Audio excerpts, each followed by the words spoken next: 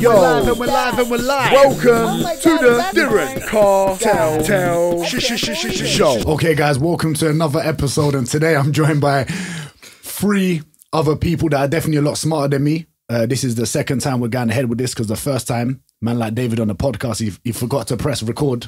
Big man, you're losing your job, yeah? No, I'm joking.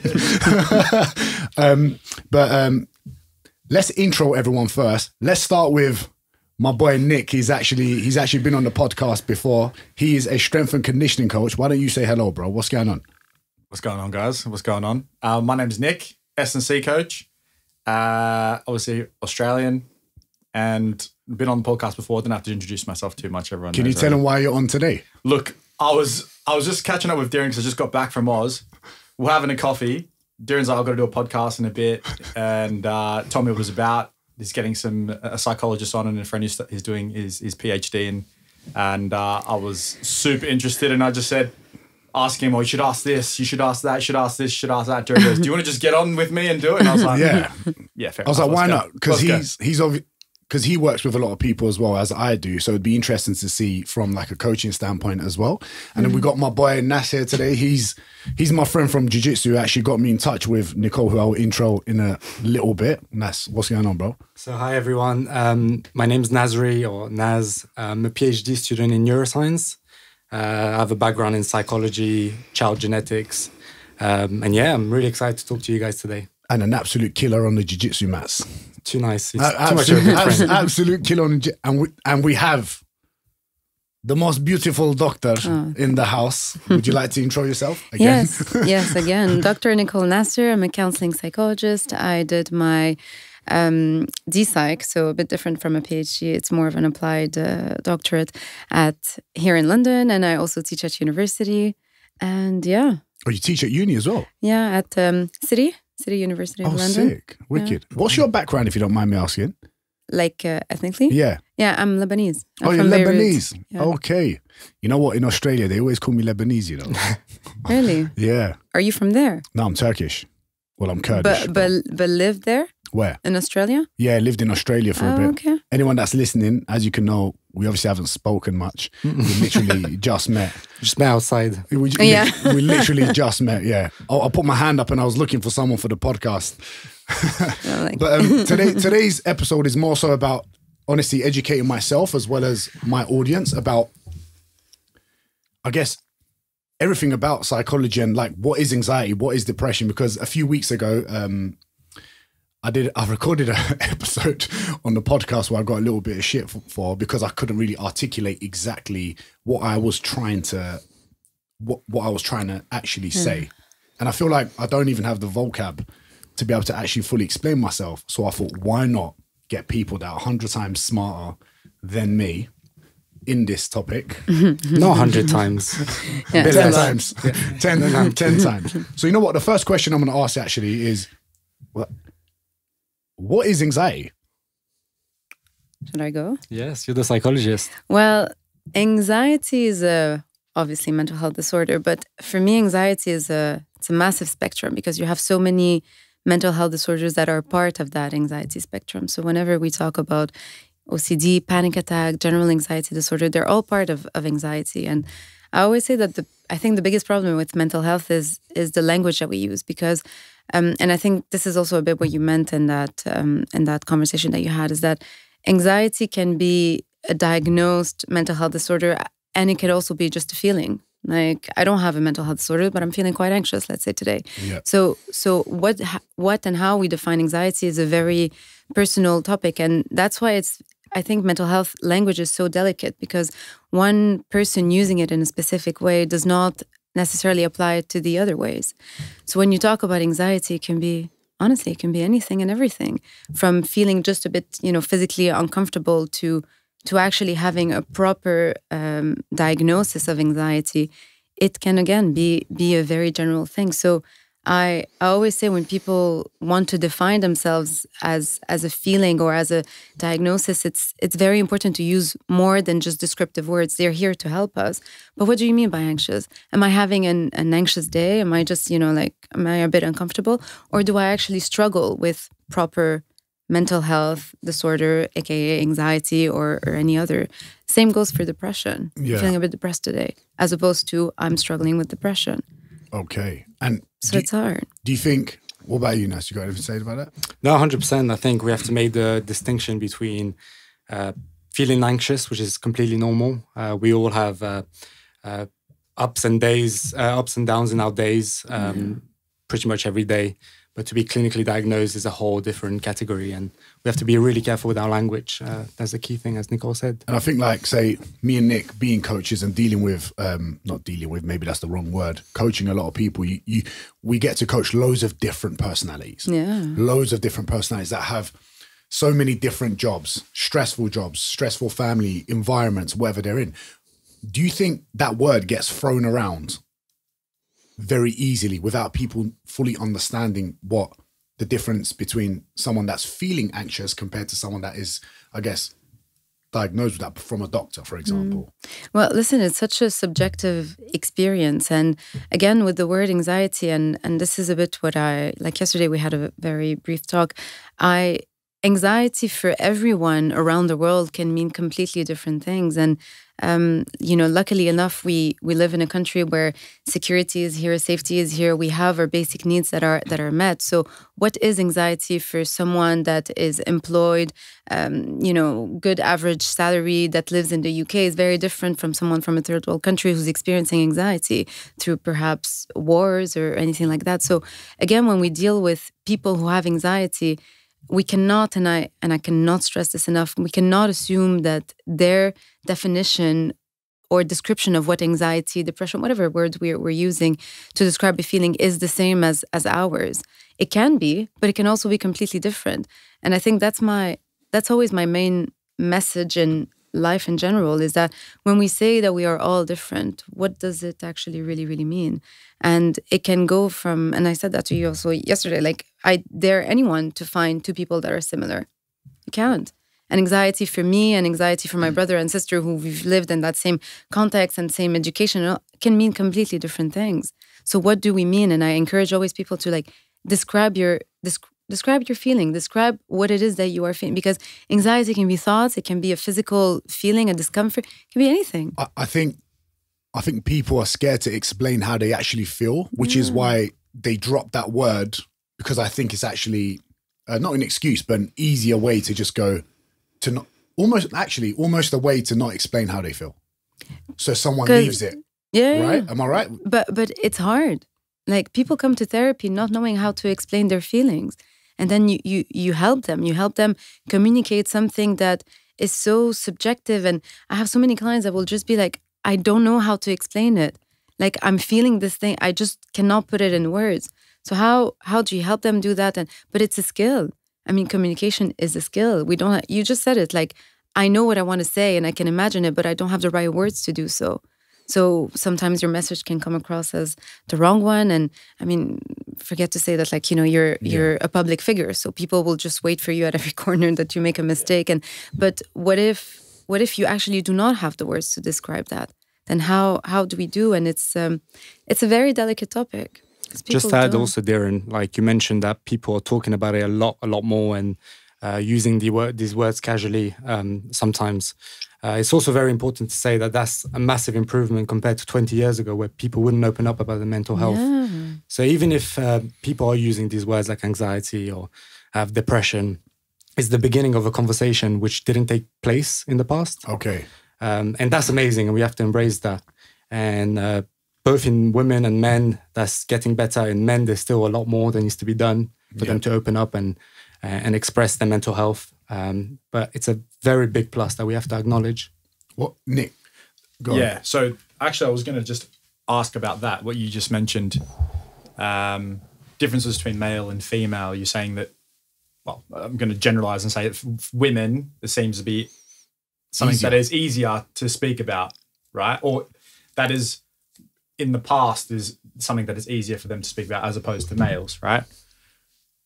Is that because that is like the way that we've socially defined everything, or is it something that is coming down to like a neuroscience sort of level? Is it based off that? Is it based like female and male gender, or is it based off like the fact that we've just created these social careful with that gender talk bit, bro.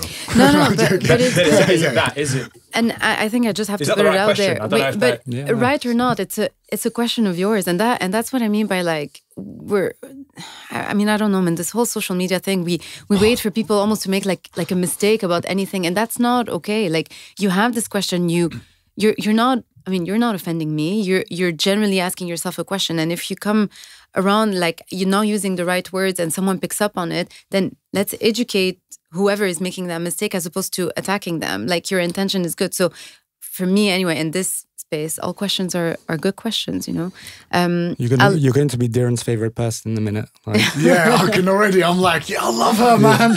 Yeah. But I'm a very forgiving person in that sense because so much is happening and the world is just developing at such a fast pace.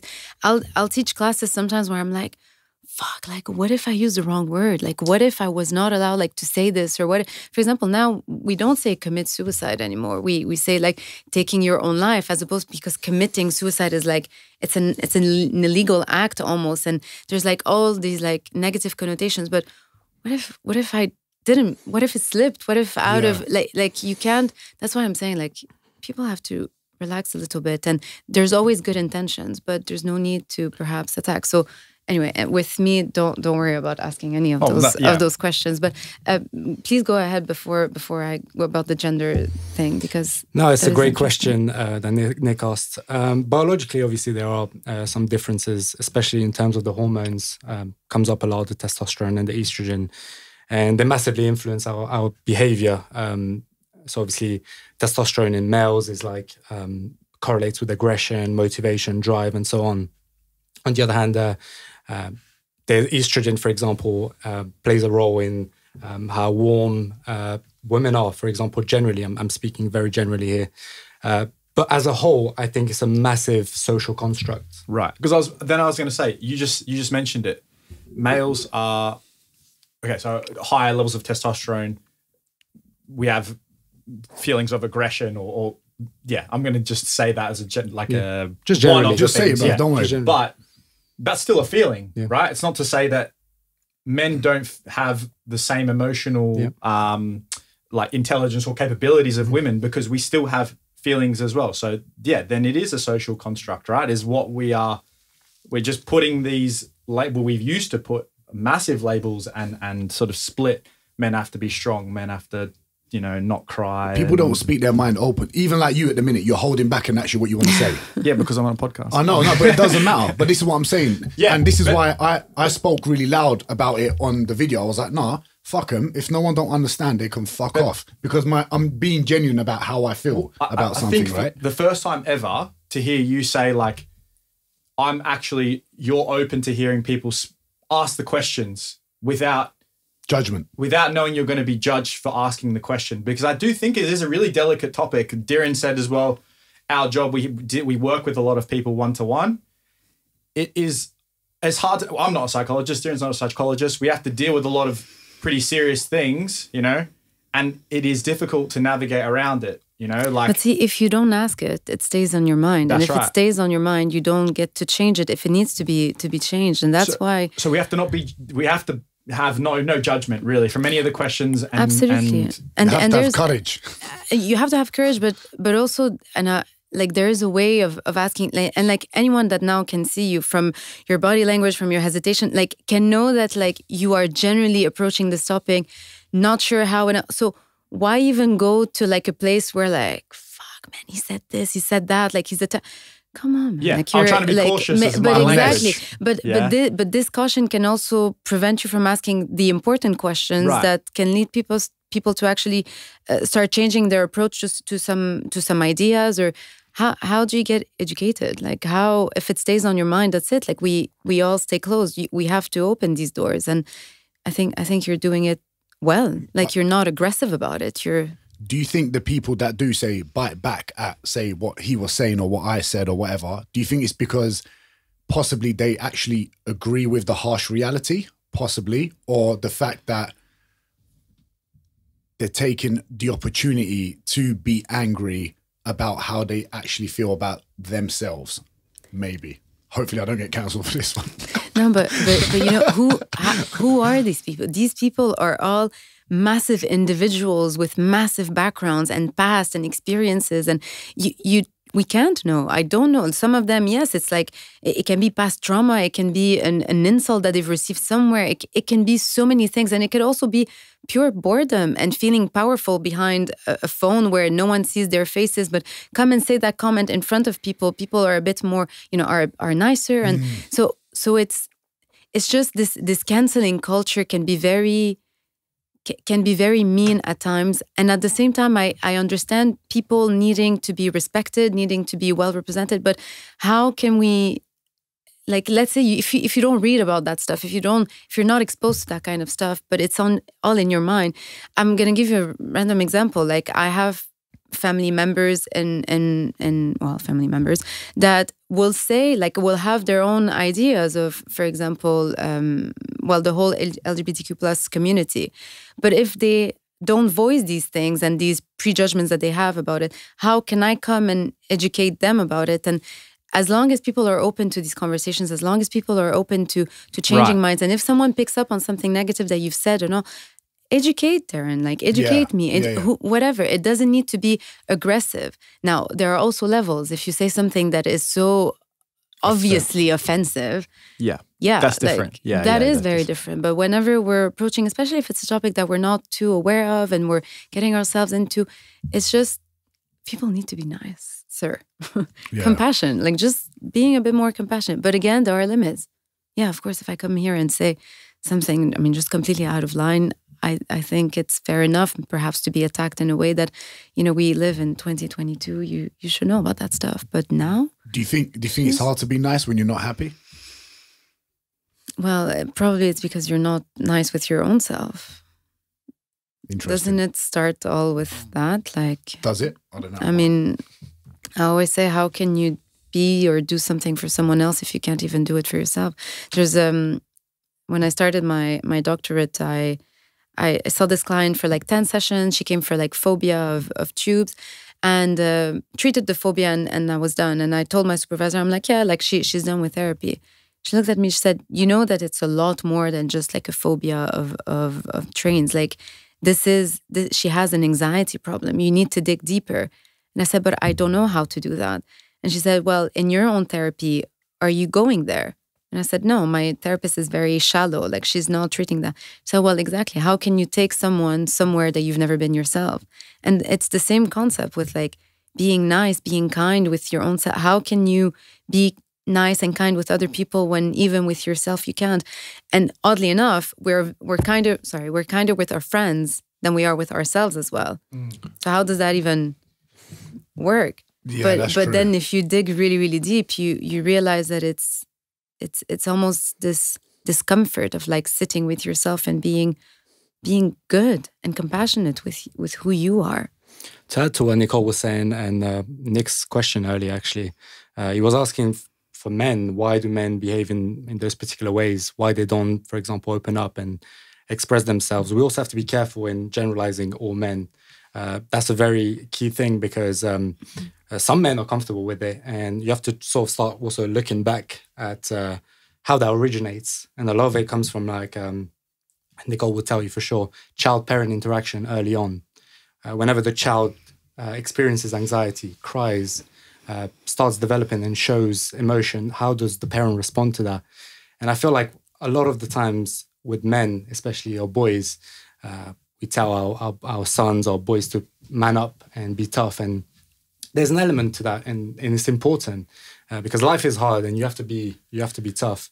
But at the same time, always encouraging boys to be tough and not to open up can result in people building up all that anxiety and stress, and eventually that can come out in the wrong way. So I think what Nicole said earlier about how everyone is different and every anxiety is different is so true, and that has to be a key message that you put across. I reckon that's massive. Like, to know that I think what you said, that really hit with me, that it's a subjective word, or it's a subjective feeling, because everybody experiences different types of anxiety, like you said, and it doesn't matter if you grew up in the same house. You know, what, 5 brothers, 2 sisters, and, you know, growing up in a big family, you look at it now and you think, I think, you know, everybody's going through different things, but we all grew up together. It doesn't matter. It's still subjective, right? So like I cannot insist enough on how important it is. Like for me, we're all unique and different is a lot more than just a fucking Instagram post. Like it means something. So what does it actually really mean? If you just think about so we're all born with like a different biology. We're all born with different genes. Even if you have an identical twin brother, there's still some differences there. Then if you just your daily interaction, if my identical twin and I, which I don't have one, go to that same school, but the teacher yells at me and doesn't yell at her, for example, that's it. My experience of life has already changed a little bit. So if you take all these little things, we are affected by everything. Right. Everything. Right. When I say I cannot stress that enough. We are affected by every single thing around us. So how can we even come in front of another individual and just expect them to be similar to us? And yes, we have some shared experiences, but everything about who we are is different. And that people tend to sometimes forget that. So would you say then, I can never truly understand how someone feels about a specific thing?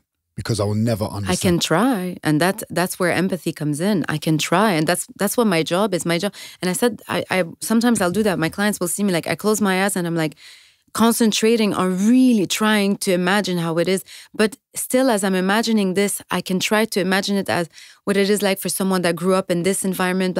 But at the end of the day, as much as I try to get it at 100%, you cannot, and that is acknowledging that is the biggest favor that you can also do to another person. Yeah, that's true. And I pay very much attention. Like even when I try to motivate some of my clients, I do come from a very Christian background where like there's a lot of like preaching and so motivational speeches. Most of my sessions will always end with something a bit motivational, just to like encourage clients. But I can't expect them to receive that speech or that content the same way that I would. And again, the biggest favor that I can do to whoever is to take that into consideration. We are all different.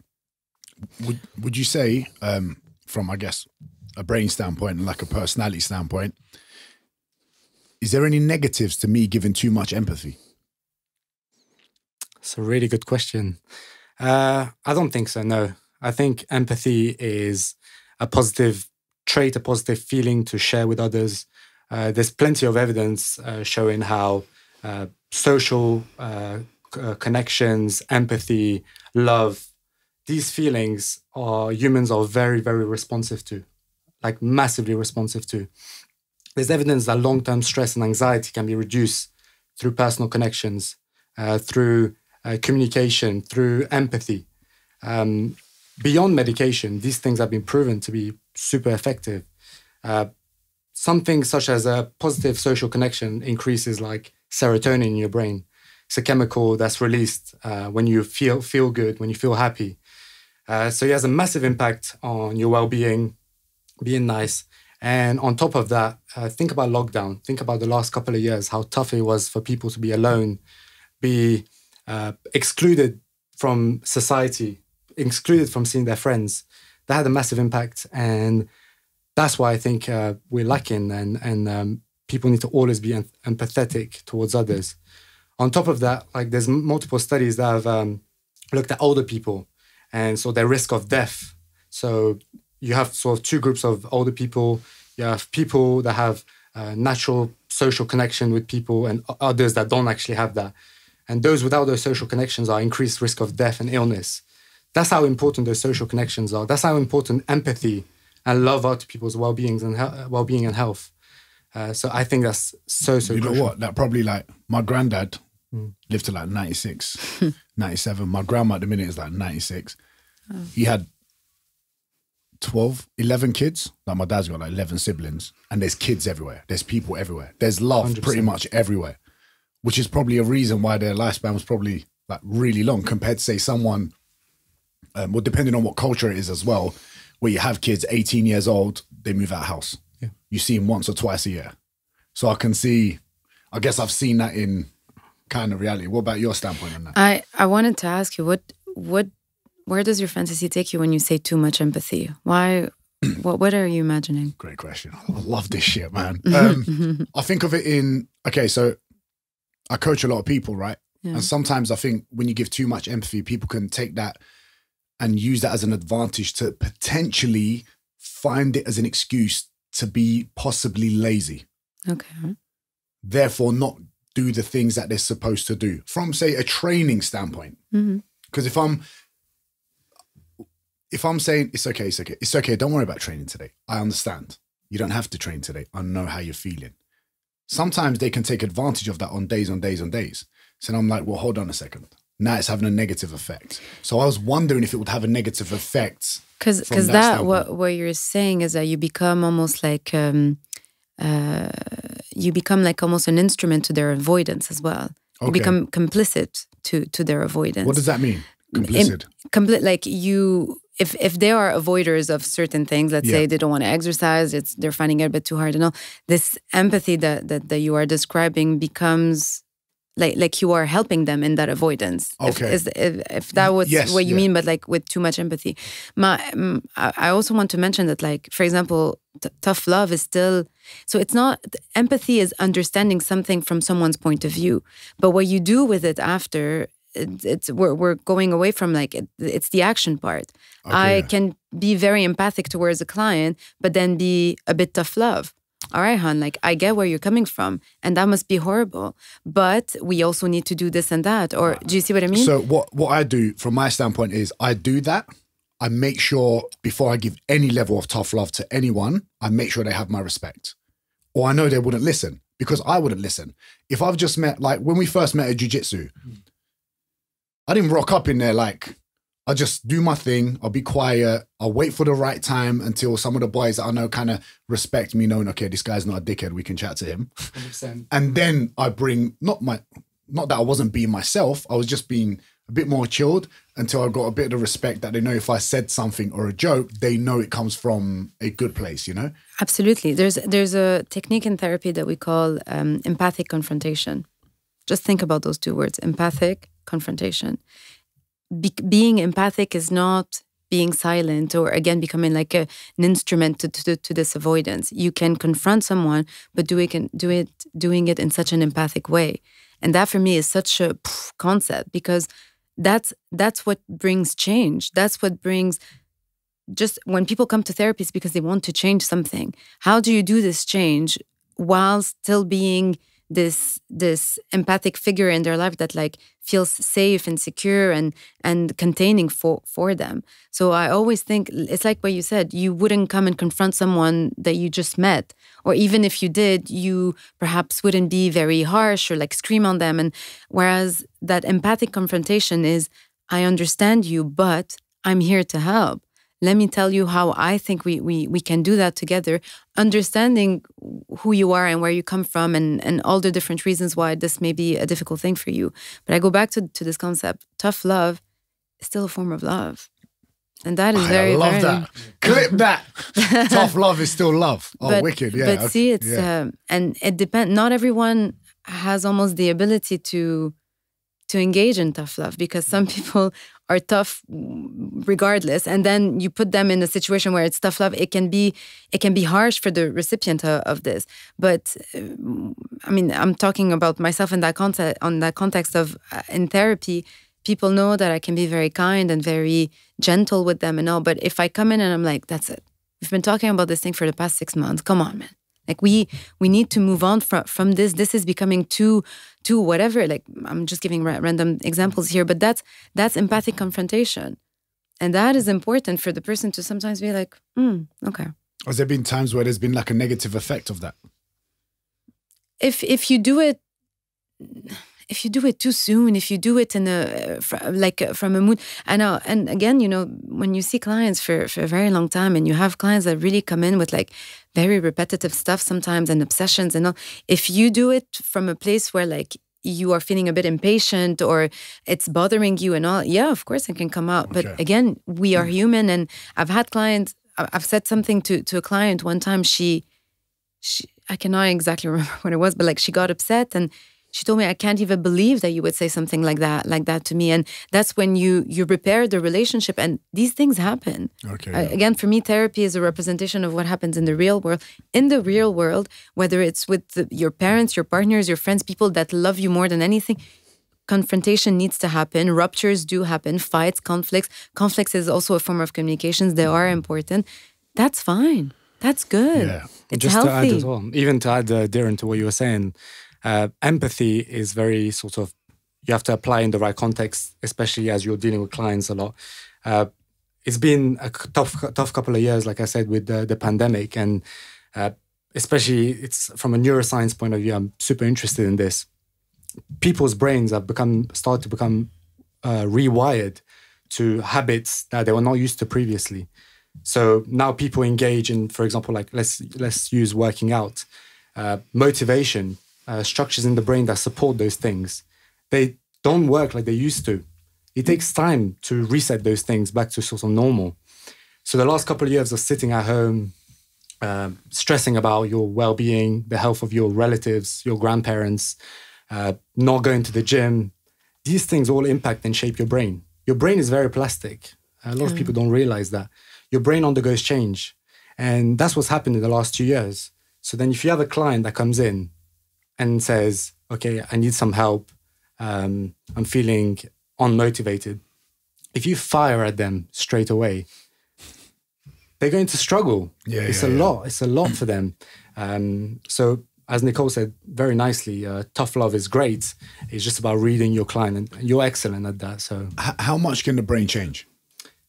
So much, so much. It's so plastic that even neuroscientists are surprised by that.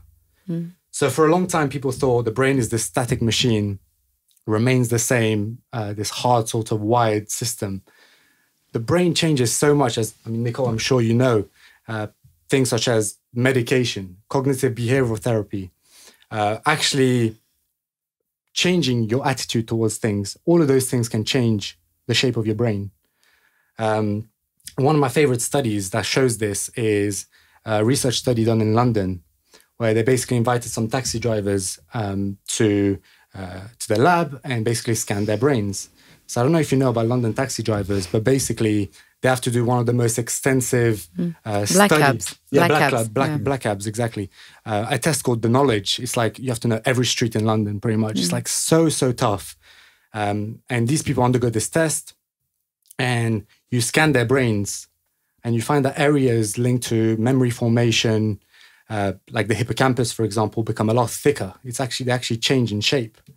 So it's super interesting. So from a therapy point of view, even there's a lot of positive news. A lot of neuroscientists are saying that by working on through systems like cognitive behavioral therapy, you can actually change your brain and you can develop better habits.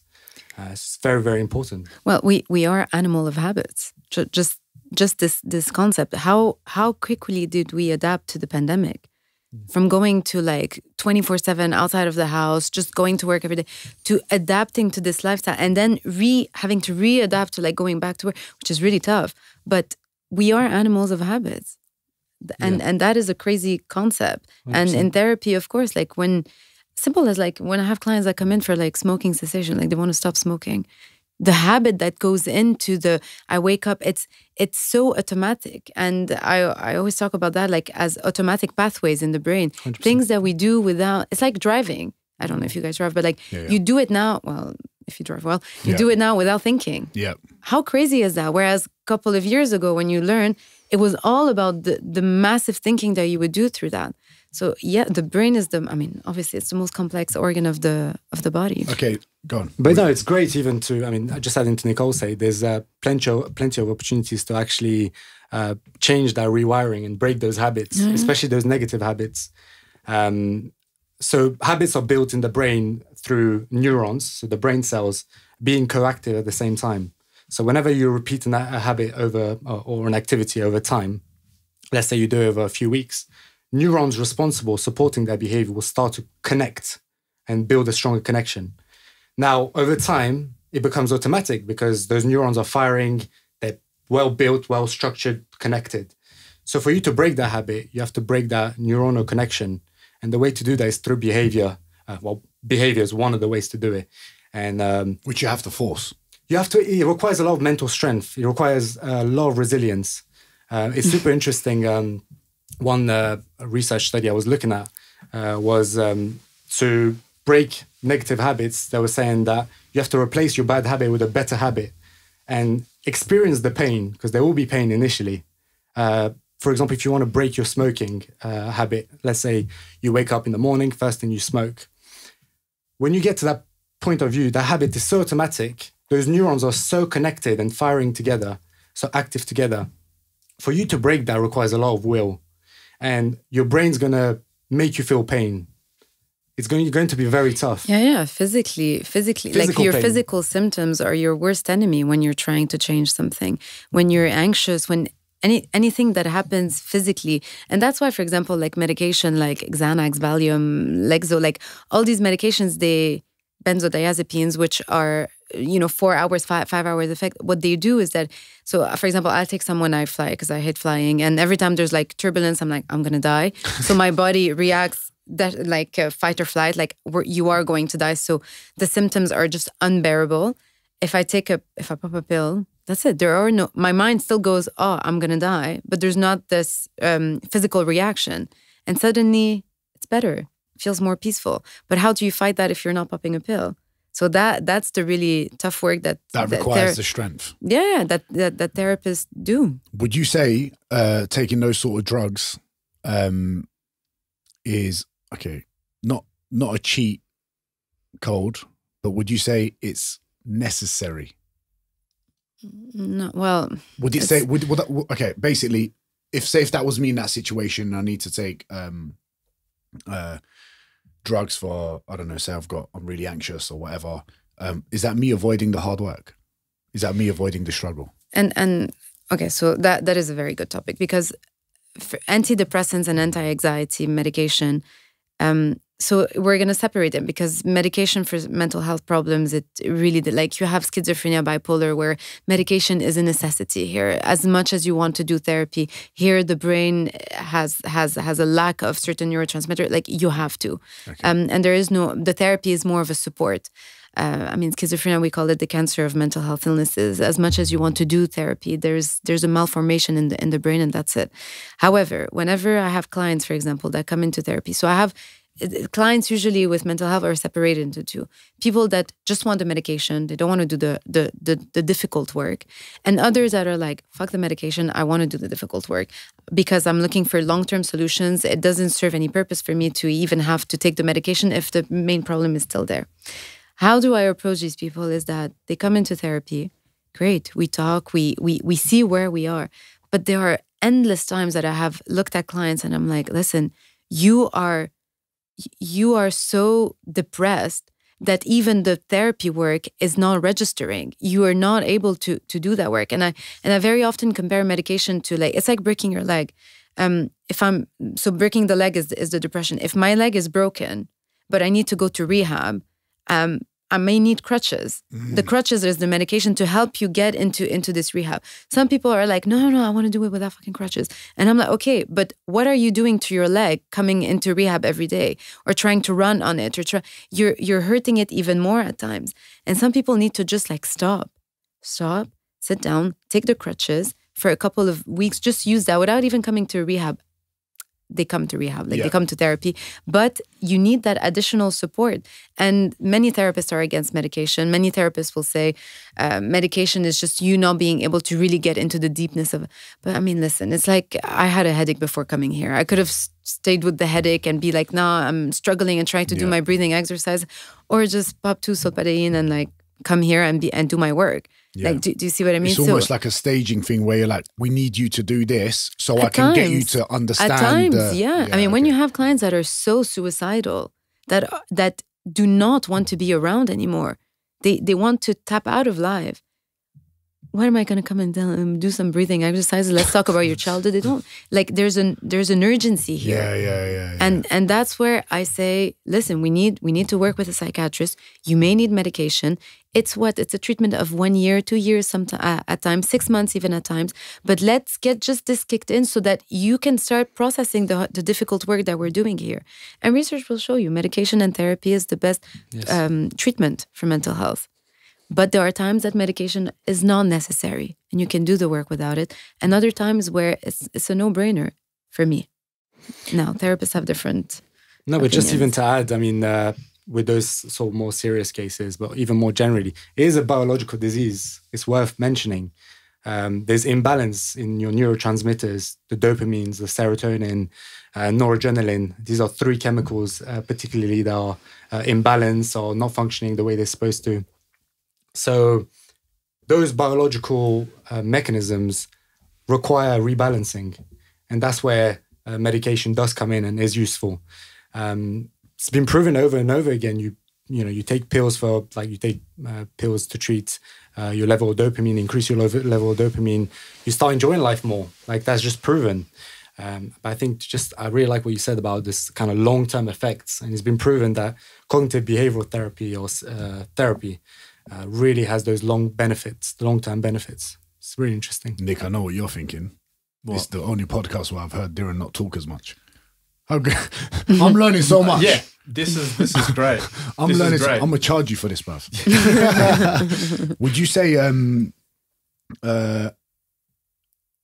personality types? I know you mentioned like yesterday a bit, and I think you mentioned because I guess it's important for people to know how much difference it can make. Do you want to touch up on that? Yeah, I mean, when we were talking about how different and unique people are, one of the main components for me that I think is not very much talked about is personality types, and people tend to forget that.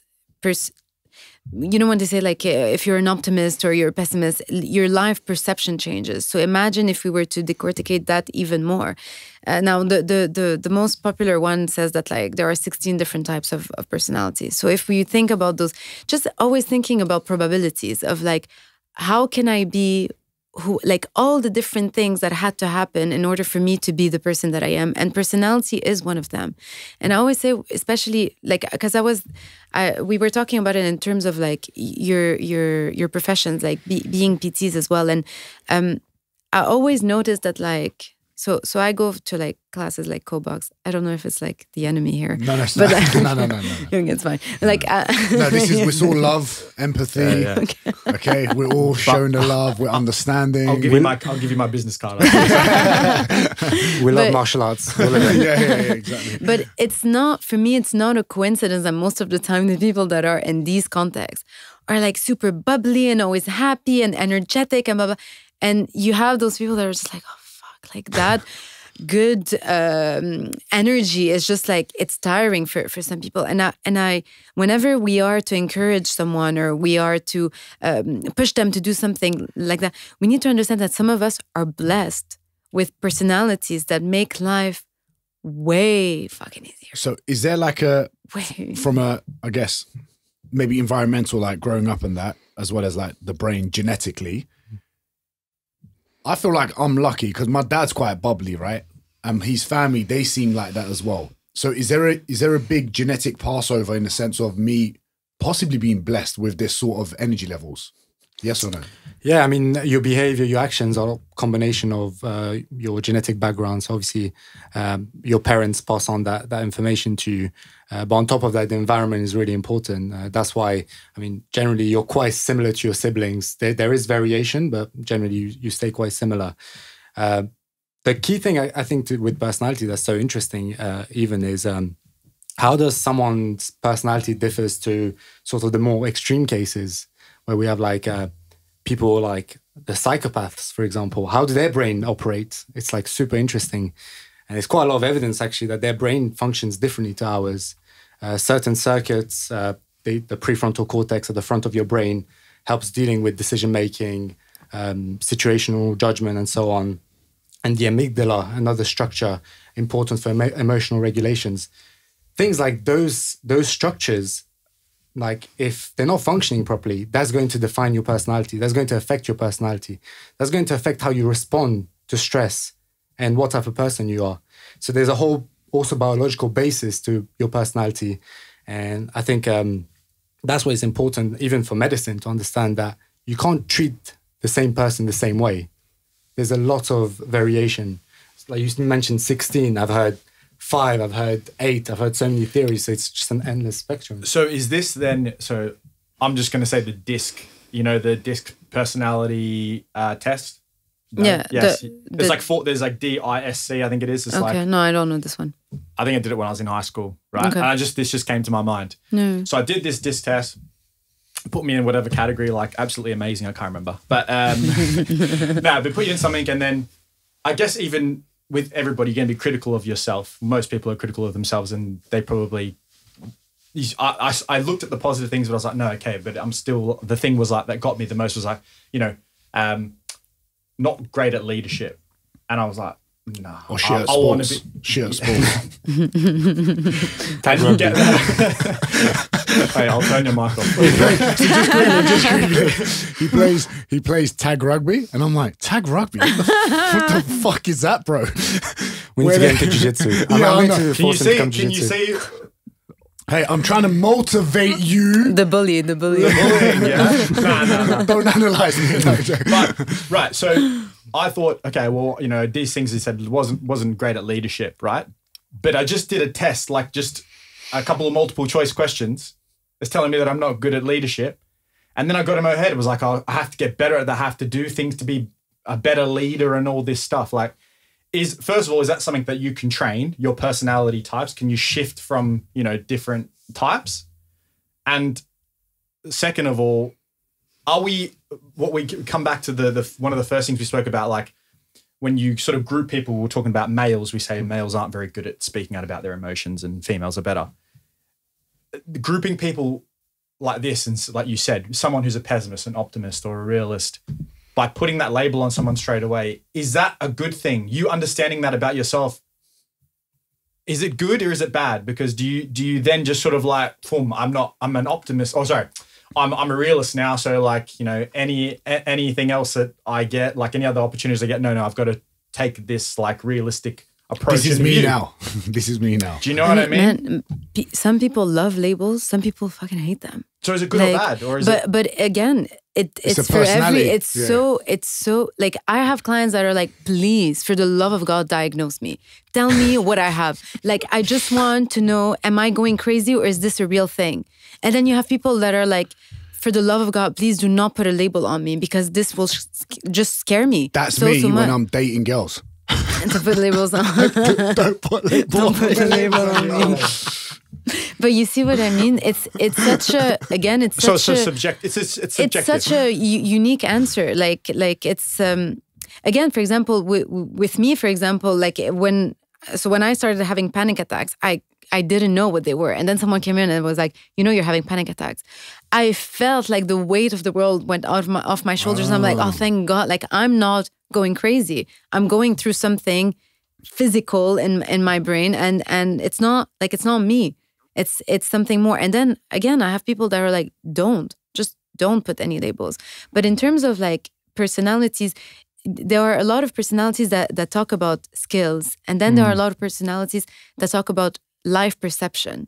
Okay, and when you say, for example, like when I say you're blessed with an energy, the way that you view life, you know, you have some people that are hungry for life, and then you have that same sibling that is just like, fine, whatever, I'll just ride along. Like it's, and that for me, and you have babies that are 2 months old that you see some are just like that all the time. And then you have the other ones that are like always giggly and like very, very sensitive to like things that are happening around them. And empathy, for example, you have level. Yes, it's a skill that you can try to train, but you have people that really find it so difficult to have it. Other people, it feels so natural. And that's where we get into like IQ, EQ, like there are things that it's a combination of genes. And please correct me here if I'm wrong. It's not one gene. It's not you're either smart or stupid. it's a combination of things that makes you, for example, a bit more clever than like the average, or you're able to, like, you know, when people say I'm more visual than whatever, like that, like what is that based on? You know, it has nothing to do with like, well, not nothing, but it's not just your environment and the way that you were brought up. It's the way that your brain functions on some stuff. And when you put this and addition it to this and this and this, and that's what makes, that's what makes us, again, all unique. Your life perception. And again, you talk about an energy. Perhaps it's easier for you to just go through life because you don't have these thoughts that like can come in and creep in, or this like if you're in a bad mood, your resilience level are quite good. You can bounce back quite easily, but not everyone is blessed with that. And that's why I go back to this point that we cannot expect people to bounce back from certain situations. I have a client at the moment. He's feeling very, very suicidal. Nothing has happened in his life. Absolutely nothing. Great job, good family, children, very comfortable, has a couple of vacations a year. Very, very good life. His colleague, who's younger, just battled cancer. She's very happy. She's always bubbly, smiley, and she just went through cancer. He's gone through nothing and he's feeling suicidal.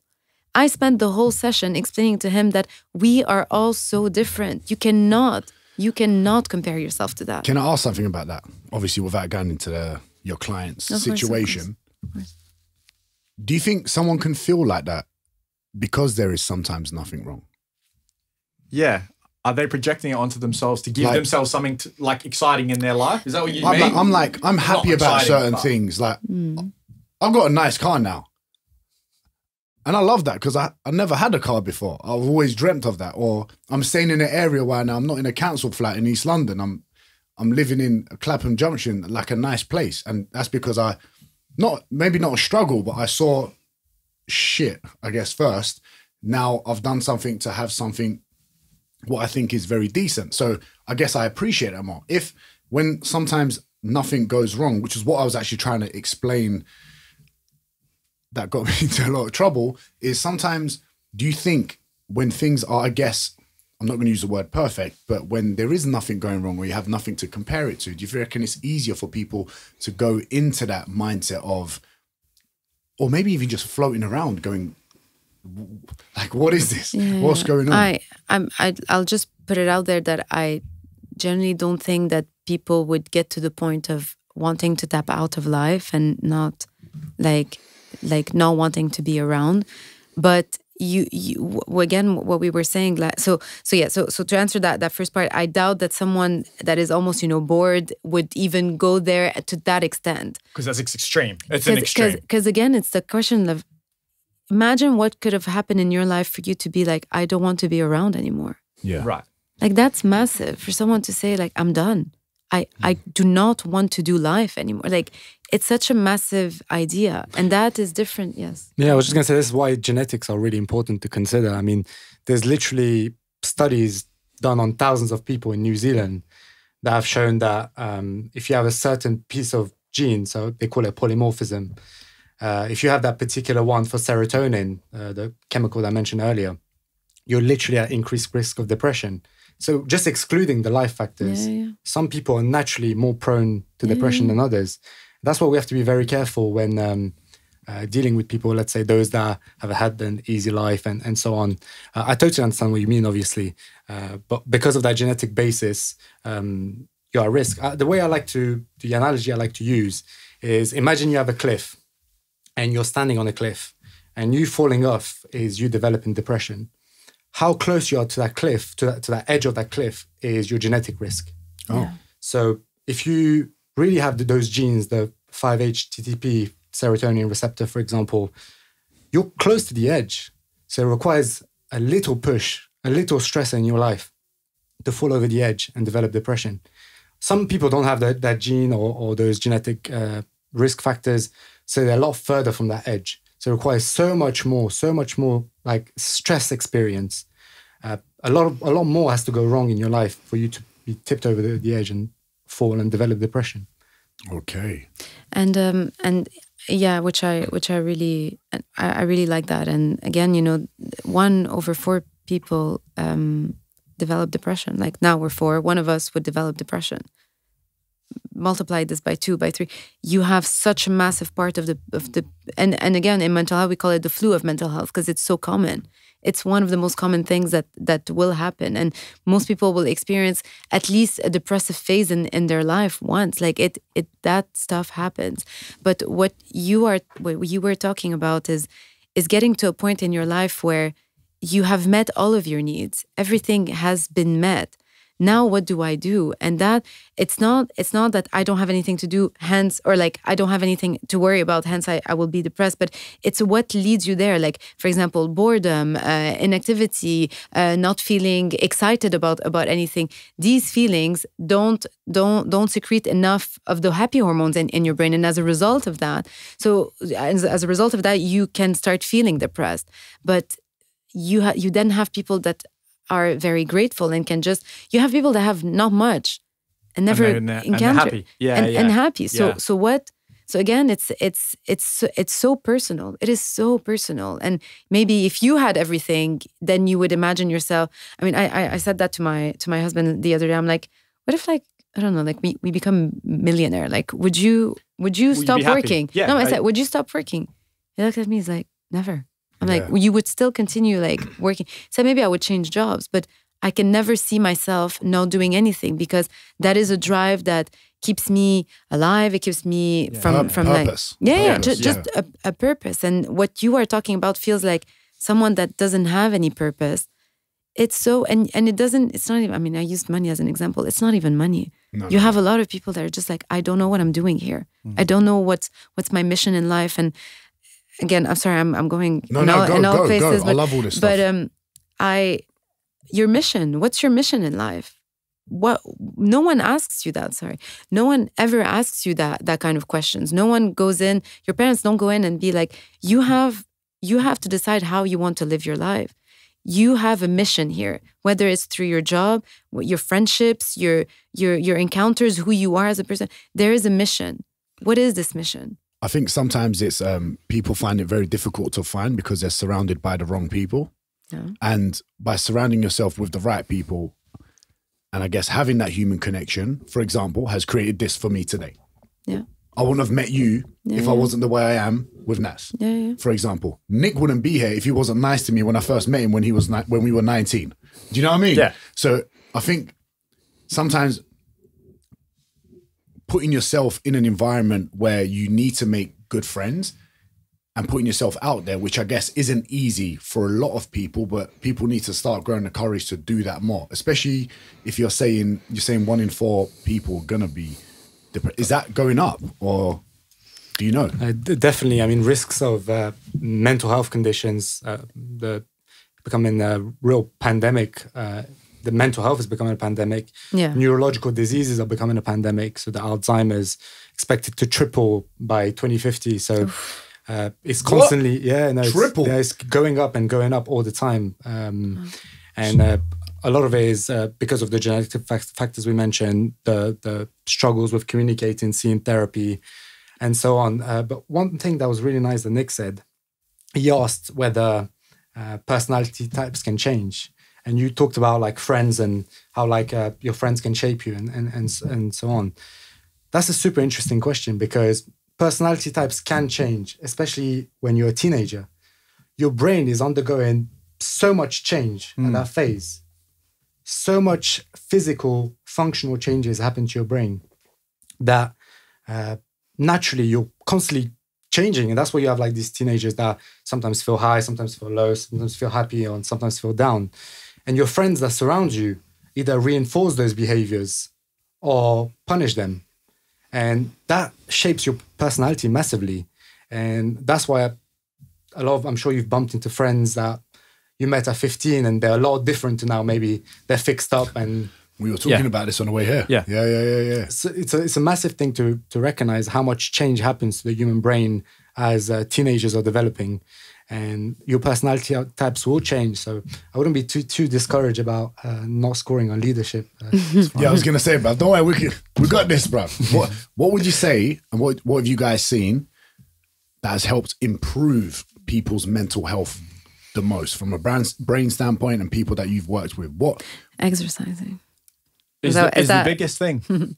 I know. Well, no, it's not the biggest thing, but I'm assuming that it's one of the things. What she said was, the biggest thing is www.projectx.fit, Diren Kartal coaching. If you want a real personal trainer. What would you say to those people that are going for a tough time? Because I know we all go through, I'm not gonna lie, I had a shit fucking morning this morning. I was so stacked up with work. I was on the phone. I was yelling to my sister. I'm not gonna lie. I'm like, Sinner, what's going on? Like, I had a stressful morning. But in my head, I was like, I need to flip this. I need to do something. I need to do something to flip this. I had the right people around me to help me flip that. See, what you're talking about is resilience. That's resilience. And that is, resilience, it's so many different factors. You said something important. You were surrounded with the right kind of people today in order to bounce back from this difficult morning. A lot of people don't have that. A lot of people, go ahead. Well, but then my argument to that is, are there not people who are avoidant personality types who actually prefer to be away from people, who prefer to distance themselves from people in those situations, right? So if they are having a bad morning, then they would like to. Or if there's and then perhaps that's their way to bounce back. Right. Yeah. So it's different factors, but the fact that you have good resilience, that is an important factor to take into consideration. Your life can be a lot easier because life is not about not experiencing lows. It's about whenever you experience lows, you can bounce back from them quite well. And that's what we've seen, especially during the lockdown, is that people's resilience started going lower. People felt a lot more alone. People are not maybe sleeping, eating correctly. You have so many factors that tap into your resilience.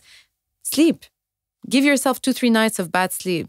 Can you tolerate anything around you? A few nights of drinking, I'm out, man. I can't even function. For example, put this as on top of a critical voice that you have. And to answer that first question that you said, what's the main thing to improve people's mental health? So of course, exercise and all of that, of course. But these are accessories to help. But the real essence is compassion, self-compassion, self-love. I know it's so cliche, and I'm everything except a cliche person when it comes to that. But just go back into what this actually really means. That is the best thing that you can do for your mental health. One of my main messages whenever I used to give those resilience workshop, I said, you need to remember that part of being resilient is also accepting when you are not resilient and accepting the fact to just chill, have a horrible time, cry it out, don't do anything, don't feel the pressure to bounce back from this. Sometimes you just need to lay in that area. I feel that sometimes, I'm not going to lie. I do. When you're just you know what, I don't want to. I don't want to bounce back. I don't want to be let me live in my little misery for 2 or 3 days. And one thing, sorry, I'm just going to say that and that's it. One thing that people really hate it, well, the senior people, the management people, they didn't like it when I said that. But I said part of also being resilient is understanding what I need in order to be resilient. And sometimes that's going to be 3 glasses of wine. Sometimes it's going to be 3-4 cigarettes in a day, just to help me cope with things around me. And unhealthy behaviors are part of that. How many of us engage in unhealthy behavior? Just like eating fucking good burger when you're having a shitty day. How good can that be for you in that moment? But if you have that critical voice that's no, you shouldn't. You should be healthy. You should do this. You should. Sometimes that self-love and self-compassion is, I'm having a bad day. Let me have that bad day. The balance of that is really important, right? Because absolutely, I made a post the other day spoke about alcohol, and I was like, why are you drinking, for pleasure or an escape? Yeah. So if you're doing it for an escape too often, I don't think that's healthy. Never. But finding the balance, like you said, is great. Because even that example that you gave, I see myself as that energy guy, right? And everyone around me is, it's so much fun to be around you or whatever. Your brain is different, Diren. Okay, but it's different. Yeah, but but when I do feel a little bit down, I hate seeing people because I feel like now I'm being a thing on them. I'm like, shit, I'm that guy that they like to be around. Now I'm coming like this. You have this responsibility towards them. I feel responsible. Yeah. So now I can't not, and I turn up like this, they're probably thinking, it's fucking, what's wrong with this prick? Do you know what I mean? So there's also that pressure as well. And you saying it, you're giving me therapy right now, actually. You saying that is kind of going to force upon me to be like, you know what, when I'm not feeling that, fuck it, I'm just going to chill for the day. Answering what you said also about what are the things that can improve people's sort of mental health and sort of mindset and feeling good and things like that. The three things that I actually sort of go to all the time: exercise, that's, as Nicole mentioned, so important. Releases a bunch of chemicals in your brain. Dopamine goes up, serotonin goes up. These are chemicals that make you feel good, motivated. Cortisol levels go up and then drop, so you feel less stress. Exercise even has been proven to reduce your risk of developing Alzheimer's disease. That's how amazing exercise is. Regular exercise, we're talking about 180 minutes per week of exercise, is fantastic. The other thing is sunlight exposure. Vitamin D. So important. You have cells basically in your eyes that pick up light, and your skin picks up light as soon as you go outside. Even when you stand near a window, you're working, you pick up sunlight, and that increases your testosterone, increases your estrogen. You feel better. I mean, there was a big study that said people that are exposed to sunlight more often, they're more sexually aroused, more in better romantic relationships, score themselves better. Sunlight exposure is so critical. Okay, sick. All right, I just want to add something great. No, go on. You're going to add something funny. No, not funny. I know you. No, I agree with all of that. Even the fact that earlier today, that when I didn't feel good, when I stepped outside, there was clear skies today. 100%. I felt 10 times better instantly. As soon as I walked out, when we linked up, instantly felt better. I've also lived in Australia for 3-4 years, right? Sunlight is always about. When it's all year round, it's pretty decent weather. You can pretty much wear shorts and t-shirt most time, like what, 8 months of the year or something? At least. Yeah, and even when it's winter, it's sunny. It's still sunny. It's decent, right? I think there's also an opposite effect of that. Obviously, I ain't no doctor. I didn't look at studies and stuff. But what I do is I talk to a lot of people, a lot of clients. And what I've seen from a lot of Australians and people that do come from countries that do get a lot of vitamin D is when they go from that to the UK, the drop is mad. Well, that's what happened to me. That's what happened to you, did it? See? Yeah, I mean, yeah, I moved here 3 years ago, end of 2018, and lived in Australia my whole life. Was exposed to sun a lot, I guess, and the lifestyle there is very different to here. When I first moved here, the first 3 months would have been probably the hardest 3 months of me being an adult in my entire life. Wow.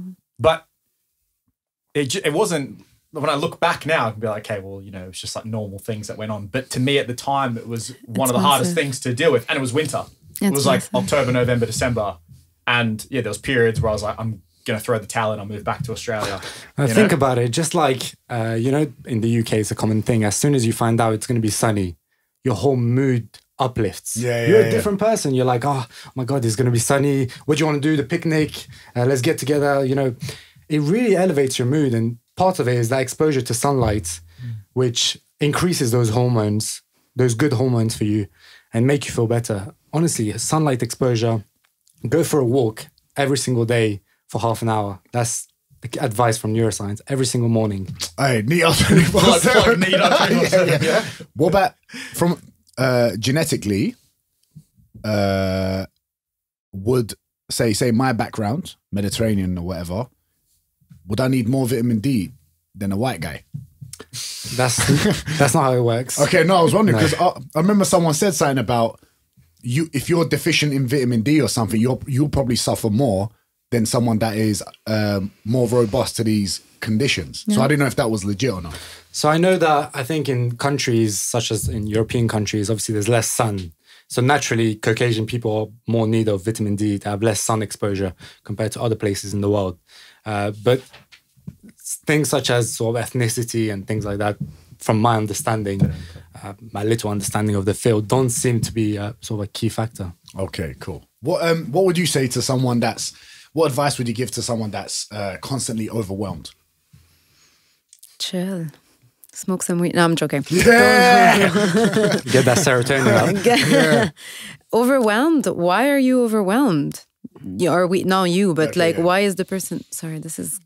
That's fine. Why is the your person... hair looks good, don't worry. No. It's just It's a podcast. They're not looking at me. I know. What do you mean? Look at the videos. No, it's not that. It's just like lining. Chef fix my hair. Overwhelmed. You're overwhelmed because you have too much on your plate. Why do you have too much on your plate? And what are those things that are on your plate? Listen, my favorite question is why, and some people don't ask it enough. Some people ask it too much. Again, it's finding that nice moderation of it. But why are we overwhelmed? There's something we're not supposed to feel overwhelmed. So why are we overwhelmed? Because I'm not good enough. I'm trying to do everything. Perhaps. That wasn't me, by the way. I know, but perhaps. And what you'll realize is that the core belief that we're not good enough is the most common one. Most people don't think that they are good enough. And there's always this question of compensating in one place or another. And I won't lie, but this whole social media rise is for me, that's the real pandemic. That's the real problem. Okay, great. Well, the reason for that, think about it, Diren, like we have a little box in our pockets that can send us so much stimuli, like horrible. So much to levels we're not used to.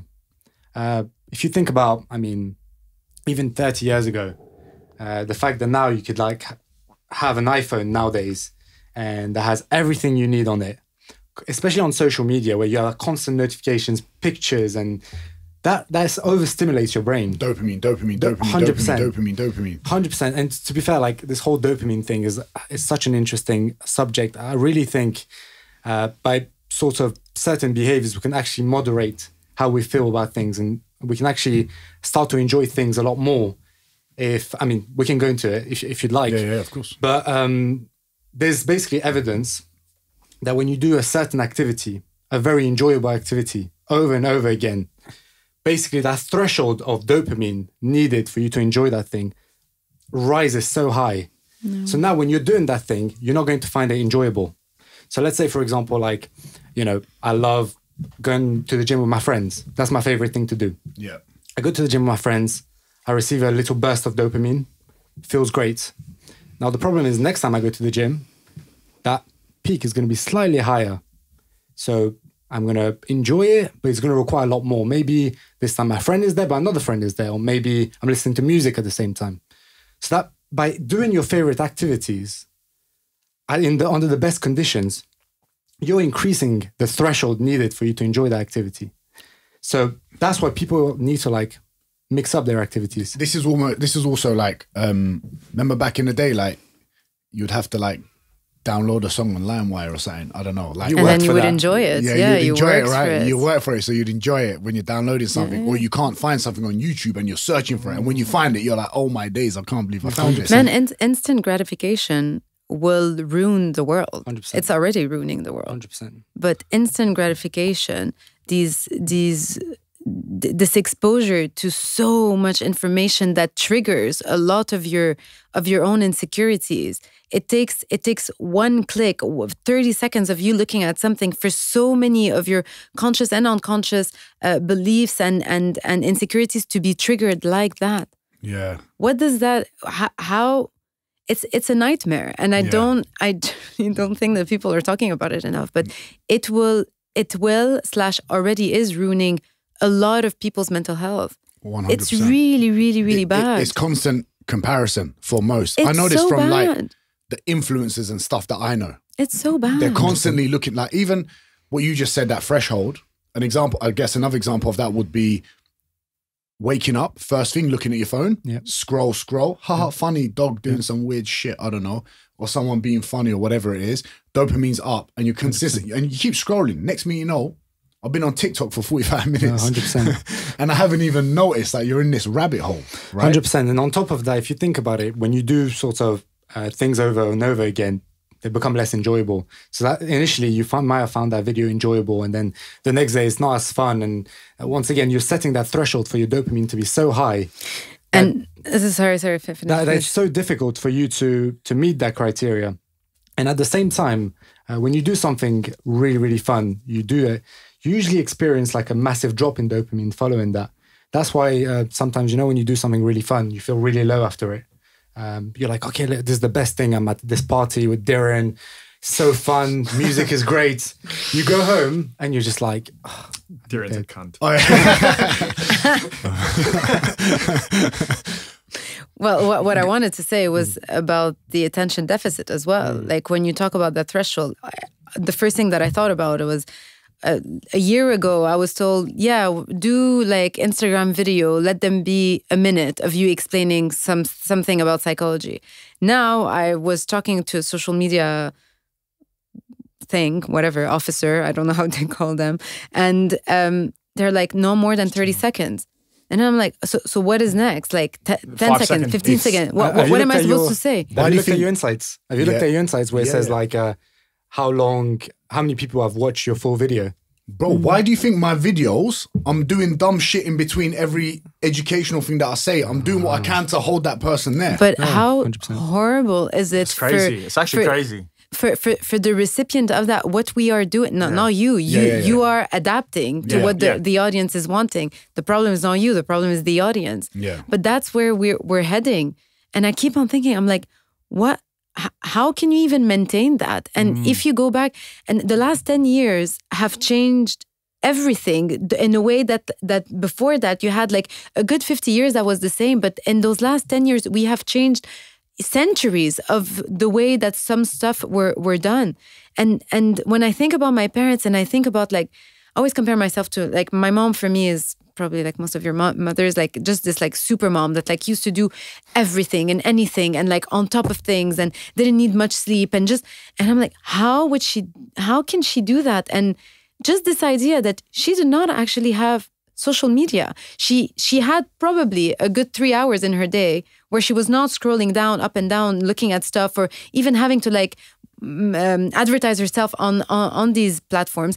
And even if you go back, I was saying this to a friend, I'm like, God, I wish I worked in like the 70s where all I needed to do was like put an advert in like the yellow pages and that's it. Max. Yeah, like old school marketing. You'd probably be happier. I promise, because now it's like if you're not on Instagram, if you're not on Facebook, if you don't have a YouTube channel, if you don't have a podcast, you need so much to keep up.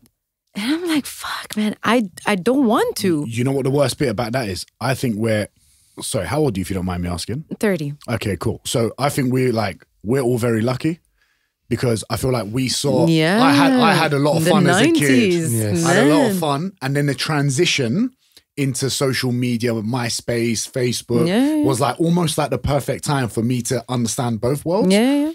I feel sorry for the kids at the minute. Of course. Because that threshold you're talking about, I see, and I'm not saying anything to parents that do this, do your thing, whatever. I get it if you're at dinner and you need some time out from your kids and your kids are on iPads. But see, it's easy. It's easy. Take the iPad, go. Yes. It's easy. Yeah. And I don't blame them because when you've had a fucking shitty day and you're just tired, it's easy. Yeah. But then that could potentially create that threshold, that dope, all of that. Of course. Well, later 100%. on, Of course. those kids are going to consistently want more, I guess. You know what I mean? Like anything you do now, like even when I post something, I get 3,000 likes. I'm like, I need more. Yeah, no, 100%. What do I do to get more? That's that dopamine. That's exactly that dopamine. You know what I mean? What can we do then as a society to help the generation coming through? Like, I mean, we're not going to win this battle against social media. No. That's here to stay, No, right? you're That's right. here. So You're right. What do we do then? Maybe not as parents even, just as like you as an influencer, me working with like young kids as well, like I train teenagers as well. You know, what can I do in situations like that to help them? Listen, I've thought a lot about that in two terms. The parenting thing is, I think it's very cyclical. Every couple of generations, there's something that happens again. And the generation, like the people that are now in their 40s that had children that are probably, teenagers at the moment or a bit younger, they did not really follow up on that social media change that happened. So children are really teaching them a lot about that and they're growing with them. Whereas our generation has been, I don't know if we're all the same age, more or less. I think we are, yeah. Okay. Are a lot more involved with social media. So for example, if I decide to have children, I know for a fact everything that there is to know about social media and the bad effects of it. So I will know how to moderate that with my own children and will do my best to try and do that. And I think the awareness that we have on this is very different from parents who are now in their 40s, 50s, who when this whole thing was happening, they were already in like their mid-30s. They did not maybe follow up on it as much as we did. That's on the parenting side. There's just going to be, again, more efforts. More efforts. And I always say it, having children is the most difficult thing in the world. The second most difficult thing is being in a long-term relationship. These are the two things that need constant. Been in one. Well, that is this is why your life's easy. You're not done either of those two things. Problem is, I first did have a really long one, and that. No, it didn't fuck me up, but I'm just... Probably it did. Yeah, it did. That's a good reason to come to therapy. I'm going to have to come see you. No, seriously.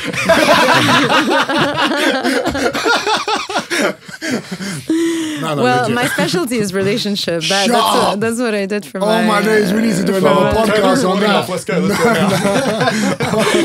So I love that stuff. The second thing, when you were talking about it as a society, there's no tool in the world more powerful than transparency. Okay?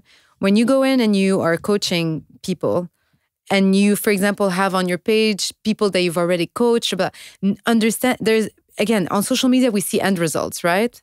I look at influencers' pages. I see the end result of something that probably took a lot of money, a lot of effort, a lot of time, a lot of things that maybe I do not have. The fact that people misinterpret the easiness of something gives me the impression that, well, that looked so easy. Why can't I do it? Well, I can't do it because I'm not good enough, or I'm not pretty enough, or I'm not whatever enough. But if I know that I'm not able to get to this face or this platform because I'm not rich enough, I haven't done like all these plastic surgery things, I don't have like all this money in order to like pay people to help me. Like there are so many things that happen backstage that we are not aware of. When you see that final product and you are made to think that it was so easy, that fucks you up. Yeah. As simple as that. So when I say we cannot, like you said, we're not going to fight social media, but if you can, anyone who's listening to that, please, influencers, show transparency. Yeah. It's all about that transparency. Knowing that, oh, okay, I'm not like that because I don't have so many things, or I haven't. Like, for example, there was this influencer that insisted on the fact that she did not have cosmetic surgery. Insisted. And then there was a leaked video of her at a salon where like she did, and you can see how hurtful it was for her, like just this whole process. And I was like, wow, do you know how many people now feel relieved looking at that video, understanding that, oh, okay, she doesn't look like that naturally. And if I wanted, I could also look like that, but I would have to go through all these different procedures. But you know what? I actually don't want to hurt, like I don't want to go through that. So I make peace. I then can make peace with the fact that I don't look like that. It's not because I'm not good enough. It's just because I'm not willing to put this kind of money or this kind of pain or whatever. Transparency is our most powerful tool, again, in my opinion. Anyone listen to this, that's on social media. If no one is educating you, making you smile or making you feel good, unfollow the fuck out of them. But the problem is that there are a lot of them now. Even when you don't want to, do you know how many things I'm like, not relevant on Instagram, and it keeps on bombarding me, and I'm like, I don't want to look at that shit. Algorithms. Yeah, and I'm like, I don't want, and probably the algorithm knows that, like, I don't want to look at that shit because it triggers me or it hurts me. I remember I was doing my PhD, sitting fucking 8 hours just writing stuff, and would look at Instagram, all these people traveling the world and doing all these things, and it would literally get to me. And I'm like, why am I doing this? And these people can do it like that and it feels so nice and so easy. It's hard work as well being, you know that. Yeah, it's hard work doing what you do. Yeah. But some people don't think that it's that difficult. Yeah, no. Diren, I'm sure you know, like, what they show on social media is quite different to real life. Obviously, you're sort of on social media. I think it... Sort of on social media. I don't want to call you an influencer because I know you don't like that. No, someone already did, didn't it? No, I think there's a big difference between like the people that I guess just post a picture of like their physique or something, or the way they look, and they get a lot of followers and a lot of likes, and then they do an ad from it, and then they just make money through that, which I think is very easy, right? Yeah. But from my standpoint, I'm doing it to actually for my business and to educate people and to give people a service. So everything that I do or create has a purpose, which takes a very long time to build and then hopefully generate an income from it so I can have the freedom to do more. But people don't Can you see give it. us an example? An example for like how Like it would when go. you say like to give a like there's a purpose. Yeah. The purpose is to be able to educate someone so they don't have to go around in circles with their fitness and health, right? Okay. Be like, if I took you on as a client for a month or 2, 3 months, it'll be teaching you the very basic fundamentals of nutrition, fitness, training, the things that you need to know. So then you can go off on your own without having to jump from one thing to another. But for me to get you to understand that, I need to create content in a way that you would understand so I can capture your attention and go, you know what, this guy seems genuine. And then, oh, this guy really wants to help someone, or forget helping someone, because I don't want to give that corny shit where I'm like, I do it because I want to help someone. I'll do it because it makes me fucking feel good. Great, but what makes you feel good as well is helping people. Yeah, and do it helps. you see what I mean? Exactly. Like that, but see, using Instagram as a tool for that is very different from using Instagram as a tool to boost your show, ego. show people that that's the life that I got. That's that's what I'm doing. And I know, like, as someone said, because I mean, I'm going to be very honest. I hate this Instagram shit. It. Like, I really, really, really So dislike it. annoying, I don't like doing the videos. I don't like posting shit. I don't like interacting. I don't like interacting virtually. Like that, it's just not for me.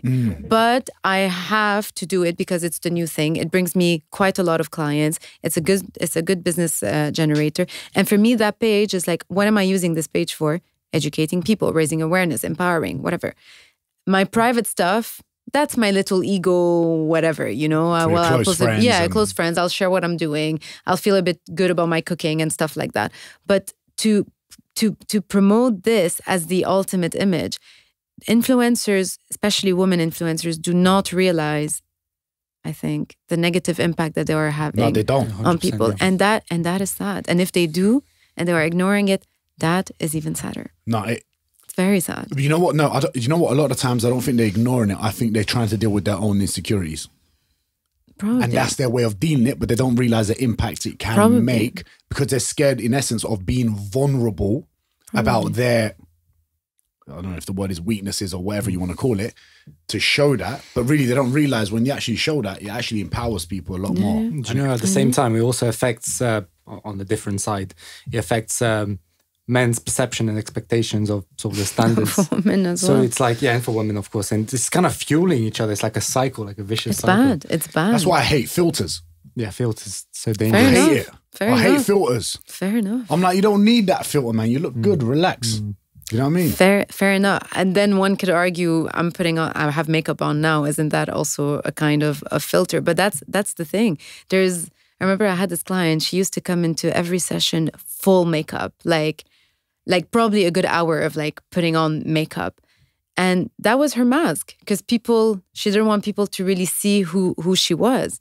Like, and you realize that makeup filters, it's all that. It's this desire of not wanting to really show who you are. And I think the fact that men don't have this accessibility the same way that women do, there's already I think they do in different things. how? Physical appearance.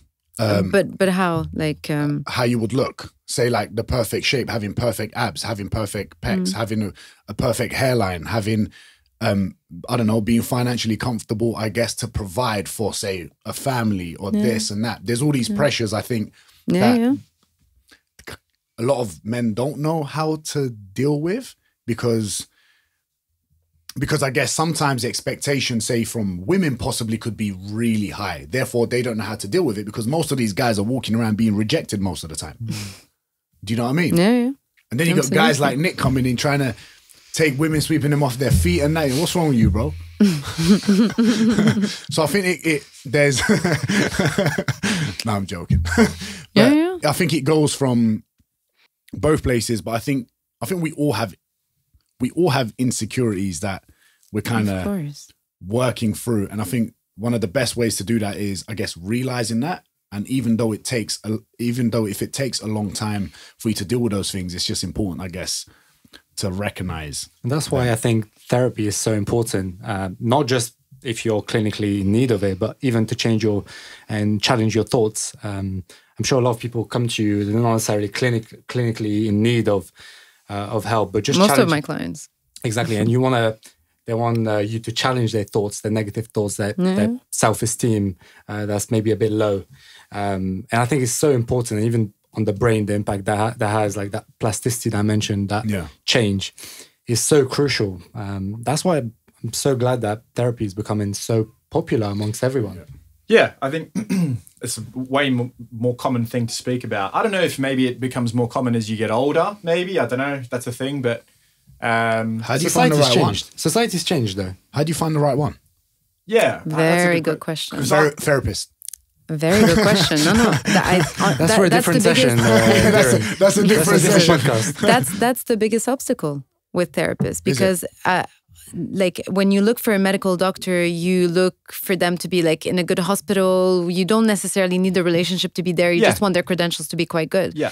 In therapy, if you can have 5 PhDs, know all the different techniques in the world, if your therapist and you don't have a good relationship or a good connection, forget it. But it's the same in our field as well. It's the exact same thing. You know, you've got people who have masters in, you know, high performance sport doesn't mean shit. Read every single textbook about, you know, biomechanics, anatomy, physiology, and then can't talk to somebody, can't level with someone, you know. But so it's the same, I guess it's the same thing, right? I mean, Like, listen, Sorry, I was going to say Diren has 3 PhDs in sort of communication. Bullshit. He definitely has one. Yeah, 100%. I've got like before we end the podcast and that, I'm not even gonna lie, I could probably talk about this shit for like 3-4 hours. But I put a little Q&A up on like social media for like questions for you guys. Okay, so one question: when it comes to reviewing your past to heal the present, what is your approach? Do you want to answer the psychology part? Yeah, I mean that's the fun work for a therapist, because repeat the question. So I use the same words. When it comes to reviewing your past to heal the present, what is your approach? So, for example, my approach is what I call integrative therapy, and I love my approach so much because I've been triggered and trained in what we call psychodynamic, humanistic, and CBT. Psychodynamic looks at the past. Humanistic looks more at the present, how we make sense of certain things. CBT is more solution focused. Like I have a problem, symptoms, I look for that. The way that you integrate these 3 things together is how you use your past, you heal from your past into your present.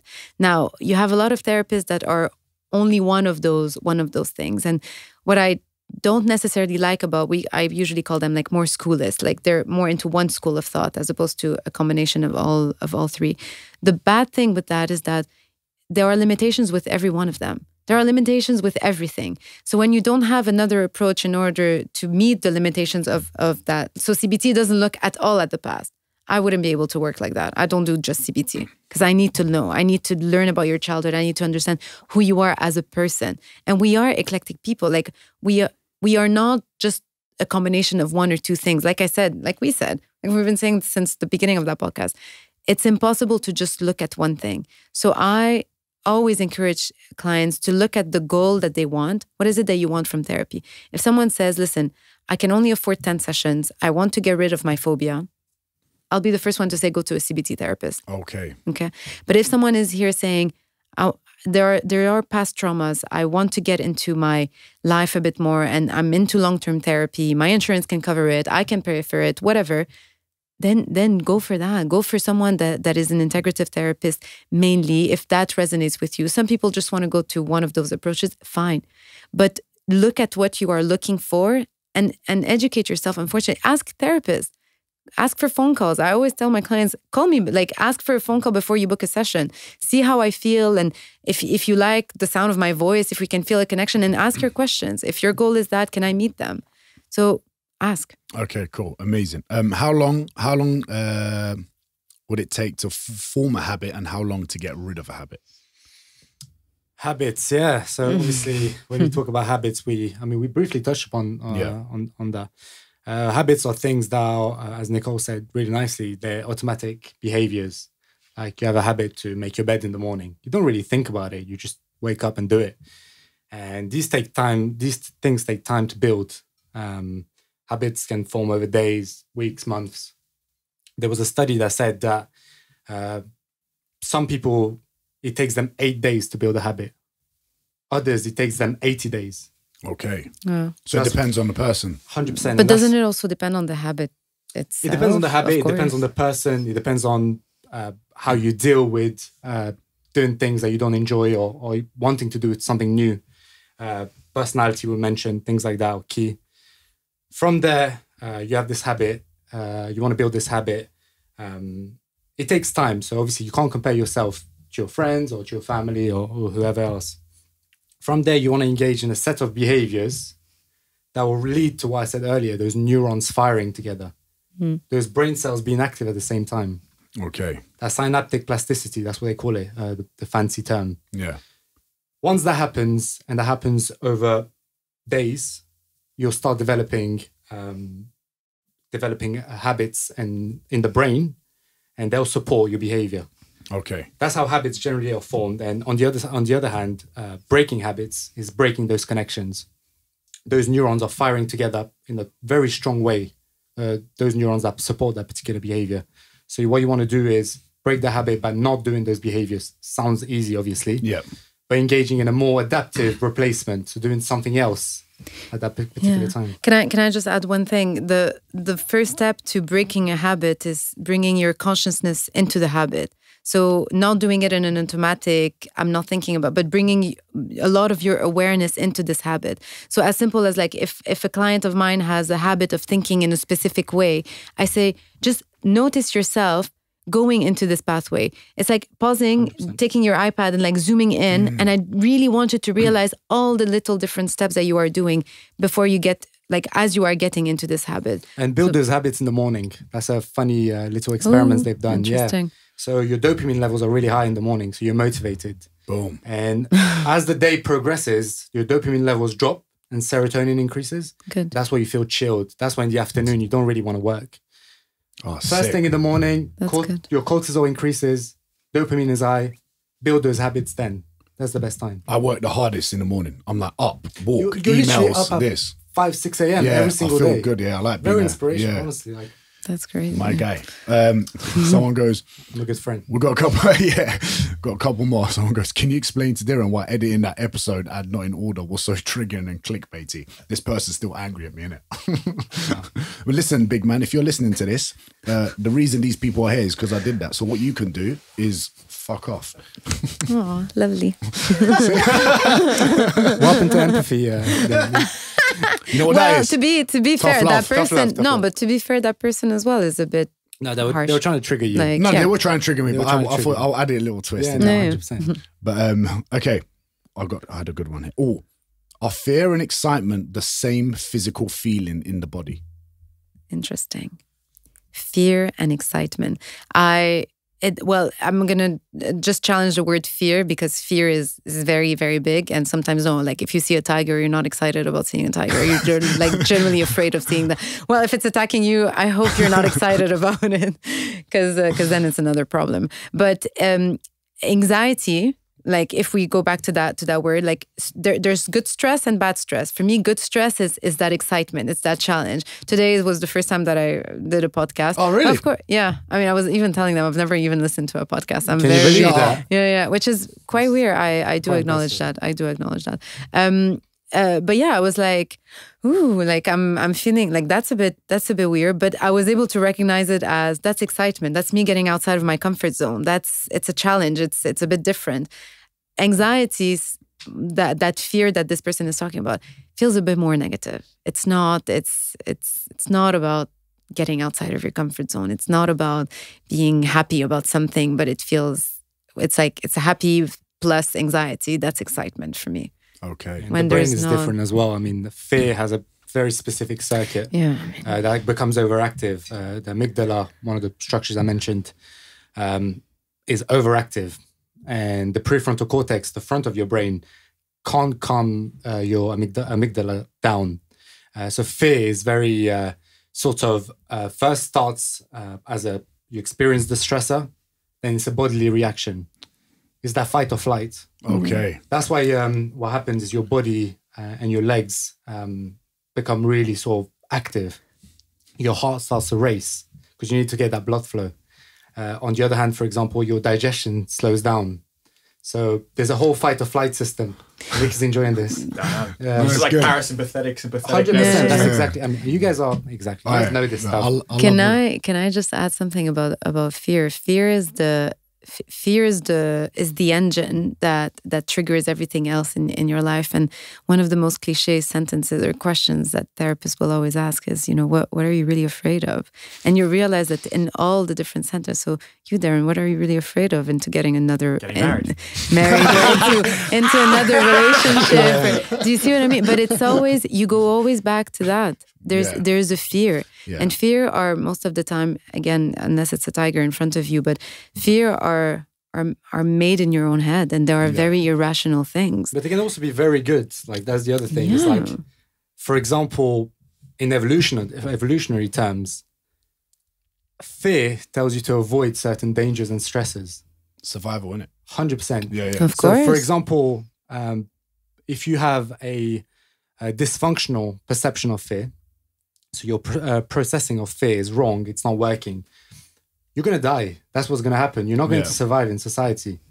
Hence, we have to make that distinction also about how fear is an important part of life, and it's okay to be scared of things. And that's why I make always a difference between rational and irrational fears. Most of our fears in this society, in this country, again, if you live in a jungle, it's a bit different. But like here, most of our fears are quite irrational. Mm-hmm. They are products of a lot of beliefs that we have constructed ourselves. We've got to finish in 2 minutes, but I could honestly go on for ages and ages. I just want to say thank you guys for coming on. And to be honest, I'd love to have you guys on again just to talk about this stuff again into more depth, I guess. It would be great. Relationship and marriage.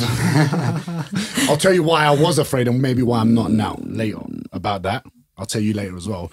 But before you go,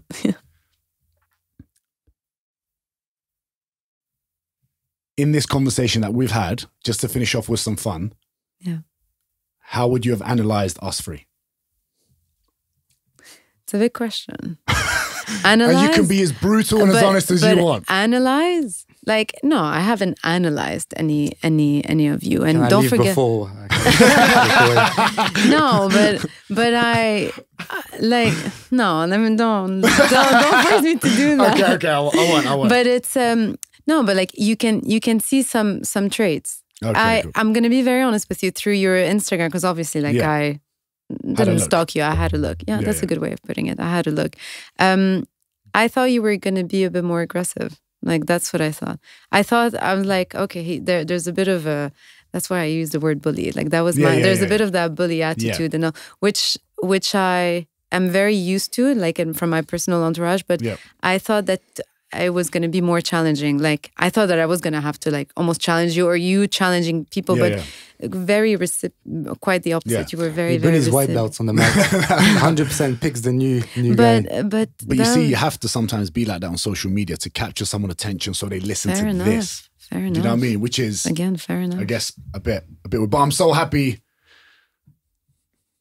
This is sick. I've enjoyed this a lot. I'm so glad. Sorry, Nick. I didn't realize you were here, big man. Nick had some good questions, though. Come with your podcast would be shit. Guys, can you please tell everyone where they can find you? I want them to find you because you're obviously very good at what you do. So are you, Nas. And I know you started posting stuff on socials, and I see that content, bro. Trying to help people understand their brain a little bit more and help them live a bit better. So where can they find you? So Instagram, Nas Neuro. Nas Neuro. Ooh, wait. Change that to Neuro Nas. It's been taken. Really? Yeah, I thought about Neuro you need a t-shirt, bro. I'll report him. Thanks. Can we all report him? You can tell your phone. No, I'm kidding. Neuro Nas. What about you, Nicole? Dr. Nicole Nasr on Instagram. Doctor. Yeah. Doctor. Not like Dr. Dre, actual doctor. No. Well, yeah. But thank you a lot. Like I really enjoyed that. And would like to do it again. Guys, hope you enjoyed the episode. If anyone did get offended from my last podcast, I hope this makes up for it. And also, make sure you share this with your friends and family that you think it will help them. And also, Nick, tell them where they can find you as well. Sorry, bruv, I forgot you because you're like you're my boy, innit? So, thank you very much.